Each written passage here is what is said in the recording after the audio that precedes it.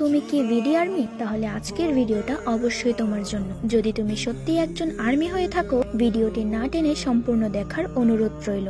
প্রথমে ছবিটির দিকে একবার তাকিয়ে দেখুন। তুরস্ক থেকে শুরু করে ভারত, পাকিস্তান, থাইল্যান্ড, এমনকি ইন্দোনেশিয়া পর্যন্ত একটি সোনালী সুতোয় প্রতিটি দেশ একে অপরের সাথে হৃদয়ের বন্ধনে আবদ্ধ। আরিরাং উপলক্ষে এশিয়ার সকল আর্মিদের এই মহৎ মিলনে প্রায় প্রতিটি দেশের নাম আছে, কিন্তু মাঝখানে একটি বিশাল শূন্যতা। আমাদের প্রিয় বাংলাদেশ সেখানে নেই। কেন আমরা পিছিয়ে?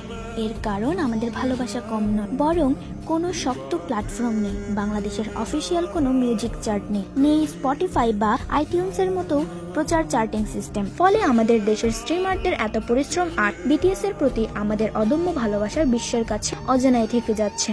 আমরা স্ট্রিম করছি, সাপোর্ট দিচ্ছি, কিন্তু রেকর্ড বইয়ে আমাদের নামটা উঠছে না। এখনই সময় জেগে ওঠার। আমরা কি শুধুই পর্দার আড়ালে থেকে যাব? আমাদের কি উচিত না সবাই মিলে এক হয়ে আওয়াজ তোলার? বিটিএস আমাদের শিখিয়েছে নিজেদের কথা বলতে। তারা বলেছে স্পিক ইউরসেলফ।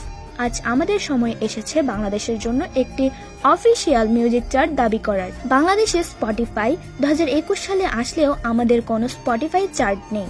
সময় এসেছে সেটা পরিবর্তন করার। যদি আপনি চান আমাদের দেশেও অন্যদের মতো চার্ট থাকুক, তাহলে এই অ্যাকাউন্ট ফলো করুন এবং জয়েন হন আমাদের অফিসিয়াল ট্যাগ পার্টি, যেখানে টুইটারকে ট্যাগ করা হবে চার্টের জন্য। কোনো কাজে যদি আমরা সাকসেসফুলি করতে চাই, সেটা টুইটারে করতে হয়। তার জন্য টুইটার জরুরি।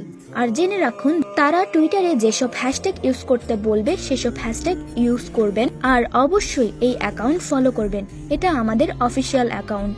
এটাতে তারা যেসব পোস্ট করবে সেই পোস্টগুলো রিপোস্ট করব, রিয়াক্ট করব, সাথে কমেন্টে হ্যাশট্যাগ যেটা ব্যবহার করতে বলবে সেটা করব। আশা করি আমি বোঝাতে পেরেছি। অবশেষে একটা কথাই বলবো, নিজের দেশের চার্ট থাকুক, এটা চাইলে অবশ্যই আপনাকে টুইটার ব্যবহার করতে হবে। টুইটার না থাকলে ইউটিউব থেকে ভিডিও দেখে একটা টুইটার অ্যাকাউন্ট খুলতে পারেন এবং এই পেজটি ফলো করে রাখবেন। ধন্যবাদ।